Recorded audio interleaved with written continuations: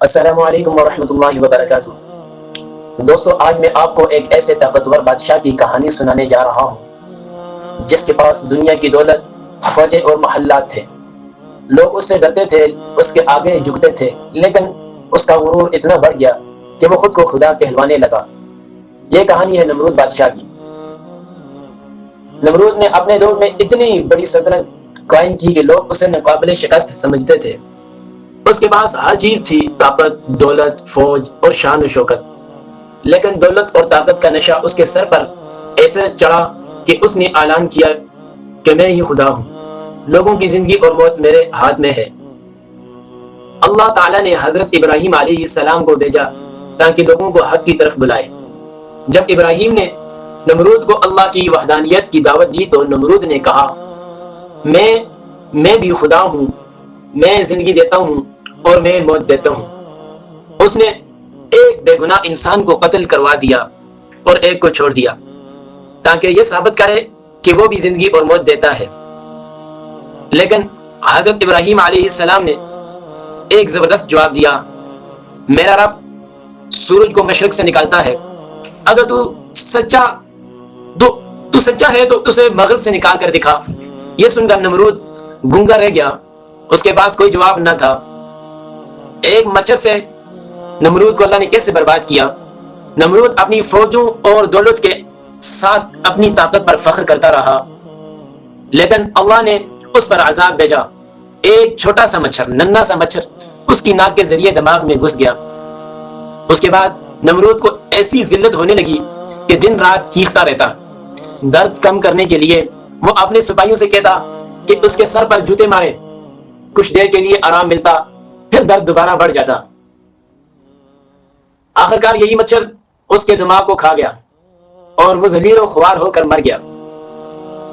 دوستو، یہ کہانی ہمیں یہ سکھاتی ہے کہ دنیا کی طاقت اور دولت ہمیشہ کے لیے نہیں ہوتی۔ غرور اور تکبر انسان کو تباہ کر دیتے ہیں۔ ایک بادشاہ جس کے پاس ہزاروں فوجی تھے، ایک چھوٹے سے مچھر کے سامنے بے بس ہو گیا۔ دوستو، نمرود کی یہ کہانی ہمیں یاد دلاتی ہے کہ حقیقی طاقت صرف اللہ کے پاس ہے۔ انجام ہمیشہ برا ہوتا ہے جو اللہ کی نافرمانی اور تکبر اور غرور میں آگے بڑھے۔ دوستو، ہر چیز کا ہر ایک میعاد ہوتی ہے، اس کا وقت مقرر ہوتا ہے۔ اگر کوئی شخص کسی کریانہ سٹور سے ایک ڈبہ روٹی کا پیکٹ لاتا ہے، اس کے اوپر بھی اس کی میعاد لکھی ہوتی ہے، یہ فلانی ڈیٹ پر ایکسپائر ہو جائے گی۔ اس کے بعد وہ باقاعدہ اس بنانے والے کا لائسنس ہوتا ہے کہ اس کے بعد کھانے کی ہمارے پاس کوئی گارنٹی نہیں ہے۔ تو دوستو، یہ ہمارے لیے سبق آموز کہانیاں ہوتی ہیں، حقیقت میں سچی کہانیاں ہیں۔ ہمیں ان سے یہ سبق لینا چاہیے کہ وقت جیسا بھی ہو آخر گزر جاتا ہے۔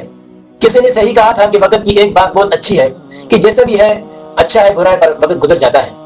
ہمیں ہر چیز کی طرف دیکھنا چاہیے کہ ہمارے آس پاس کیا ہو رہا ہے، ہمیں کس طرف کھینچا جا رہا ہے۔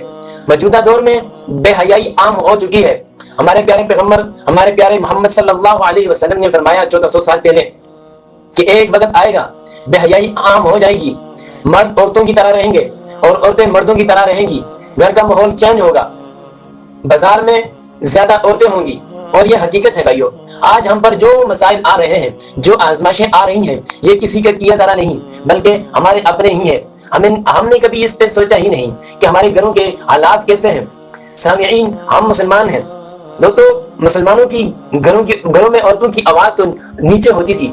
آج کے دور میں مرد خاموش اور عورتوں کی آوازیں اونچی ہو چکی ہیں۔ ہم پر جو اس وقت آزمائشیں چل رہی ہیں، کبھی سیلاب کی شکل میں، کبھی مہنگائی کی شکل میں، کبھی ہر طرح حالات آتے ہیں، تو یہ ہم پر ہمارے اپنے کیے دھرے کے ہیں۔ ہمیں چاہیے کہ ہم اپنے اسلام پر قائم رہیں، اپنا ایمان کو مضبوط بنائیں، رسول اللہ صلی اللہ علیہ وسلم کے نورانی طریقوں پر چلیں۔ ہم ایسے حالات سے گزر رہے ہیں، اگر ہم اپنے اس اسلام، اپنی ایمان، اپنی جو طاقت اللہ نے ہمیں دی ہے نماز قرآن سے ہم حاصل کر سکتے ہیں، تو ہمیں اللہ کامیاب فرمائے اور ہمیں تکبر اور غرور اور اللہ کے بڑے چھوٹے سب گناہوں سے بچنے کی توفیق عطا فرمائے۔ آخر میں میرے دوستو، ویڈیو اگر آپ کو اچھی لگی ہو اس کو لائک کریں، سبسکرائب کریں تاکہ مزید آپ کو ایسی اچھی ویڈیوز ملتی رہے۔ ملتے ہیں اگلی ویڈیو میں، تب تک کے لیے اللہ حافظ۔